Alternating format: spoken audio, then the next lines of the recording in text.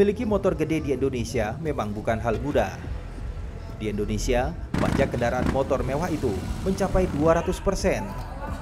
Artinya, jika ingin memiliki moge dengan resmi, calon konsumen membayarnya bisa sampai 2 kali lipat lebih besar dari harga aslinya. Sejak tahun 2014, pemerintah memberlakukan kenaikan pajak penjualan atas barang mewah atau PPNBM dari 75% menjadi 125%. Angka itu pun masih belum ditambah dengan pajak-pajak lain berkaitan dengan proses masuk barang yang diimpor dari negara asalnya. Kita lihat dari sisi konsumennya.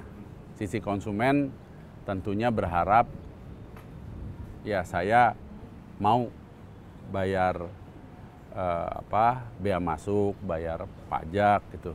Tapi jangan mahal-mahal amat gitu. Tapi kan pemerintah melihat dari kacamata yang lain. Ketika kamu mampu, ya tentunya bayarlah pajak lebih gitu kan. Ini kan dua sisi yang berseberangan. Satu unit motor gede yang dimiliki dengan cara resmi bisa mencapai miliaran rupiah.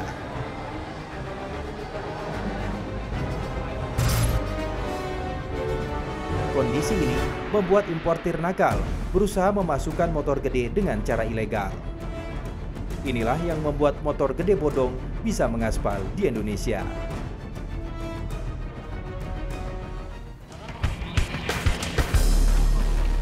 Agar motor besar yang dimilikinya bisa mengaspal di jalan raya, sang pemilik moge biasanya menggunakan surat tanda nomor kendaraan atau STNK palsu.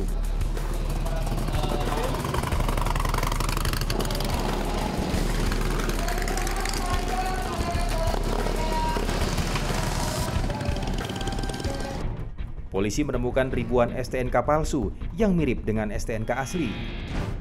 Yang mengejutkan adalah, dari ribuan STNK itu, kebanyakan STNK milik motor besar alias moge dan motor sport.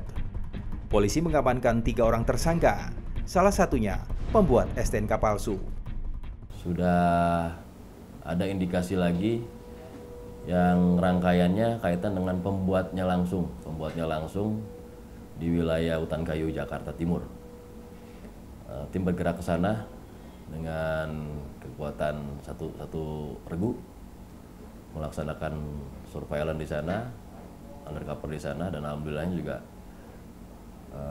keberpihakan ada di kami. Kami tidak sulit untuk menemukan, dan kami langsung tangkap si tersangka. Ada 2 tersangka, satu sebagai mediator atas nama inisial E, dan berikutnya pembuatnya atas inisialnya U. Nah, di situ kami langsung melakukan penggeledahan juga, diketemukan barang bukti kaitan dengan STNK yang siap diedarkan, kurang lebih 1.300-an lebih STNK yang sudah jadi dan belangko kosongnya. Termasuk kami sita dan kami temukan alat pembuatnya sendiri, alat pembuat STNK itu sendiri. Suksesnya sindikat pembuat STNK palsu bekerja tidak lepas dari campur tangan sang perantara. Sang perantara atau calo ini cukup proaktif menawarkan jasa ilegalnya. Calo itu tahu betul bahwa STNK palsu dibutuhkan oleh sebagian motor besar ilegal alias bodong. Kebetulan ada teman yang ngenalin gitu, bisa dibuatkan STNK-nya, ya kita bikin untuk jalan aja, sebenarnya untuk jalan aja, nggak ada yang lain gitu. Sekitar 1,9–2 juta.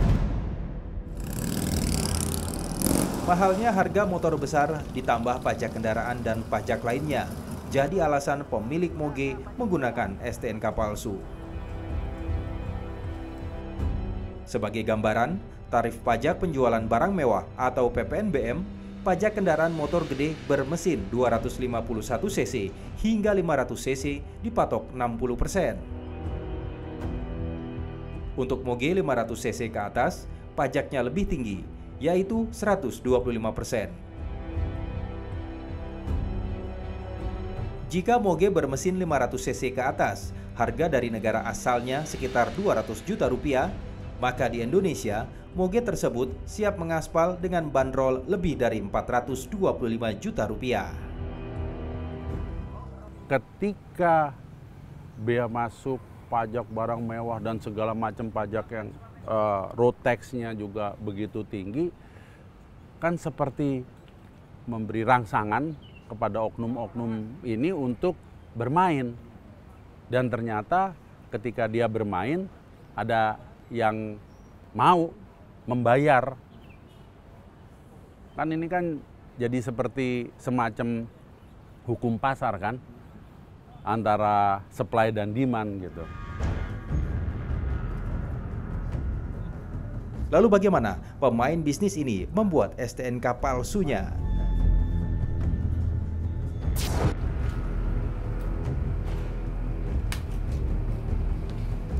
Satu unit komputer dan printer digunakan untuk membuat ribuan STNK palsu.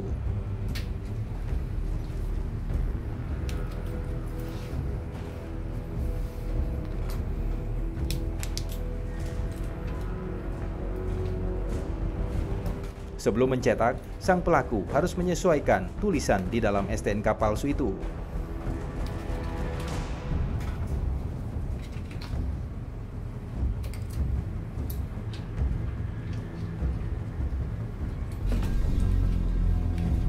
Untuk menyesuaikan jarak tulisan di belangko STNK, pelaku melapisi contoh tulisan yang sudah diprint sebelumnya.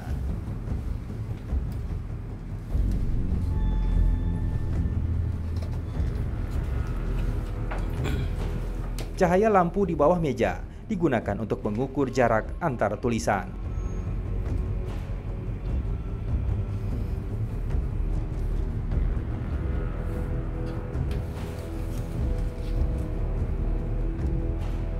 Setelah dianggap pas, kemudian belangko dan kertas tersebut langsung diletakkan di printer, kemudian dicetak dengan tulisan yang sudah disiapkan.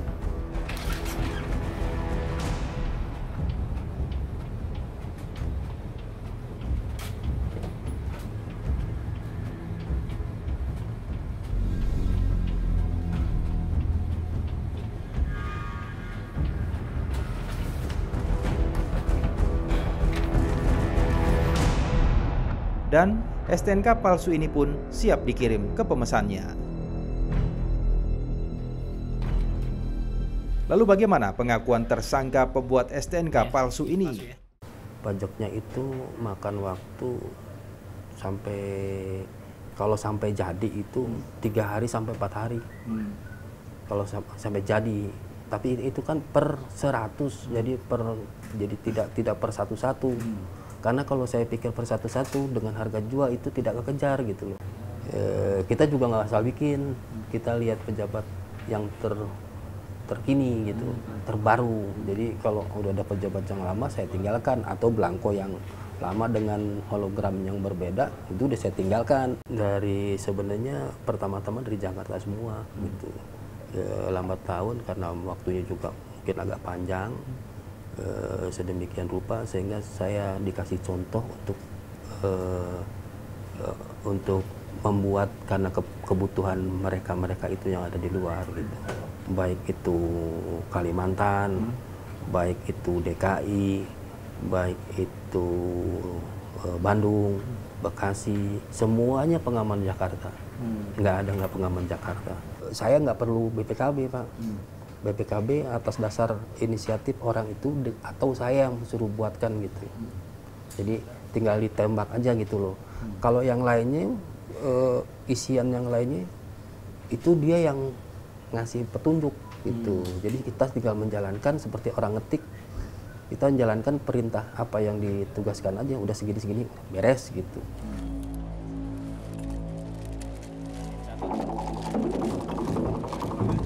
Jaringan pemalsuan STNK ini memang tahu betul bagaimana mencari calon konsumennya.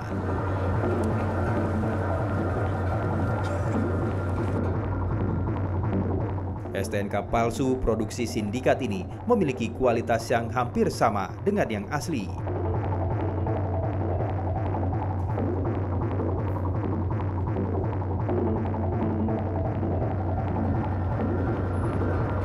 Mereka pun ahli dalam mengelabui petugas.